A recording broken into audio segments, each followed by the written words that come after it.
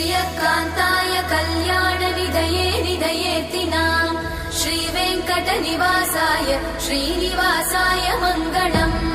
लक्ष्मी सविभ्रमालोकसुभ्रूविभ्रमचक्षुषे चक्षुषे सर्वलोकानां वेङ्कटेशाय मङ्गलम् श्रीवेङ्कटाद्रिशृङ्गाग्रमङ्गलाभरणाङ्गये मङ्गलानां निवासाय श्रीनिवासाय मङ्गलम् सर्वावयव सौन्दर्य सम्पदा सर्वचेतसां सदा सम्मोहनायास्तु वेङ्कटेशाय मङ्गलम् नित्याय निरवध्याय सत्यानन्दचिदात्मने सर्वान्तरात्मने श्रीमद् वेङ्कटेशाय मङ्गलम्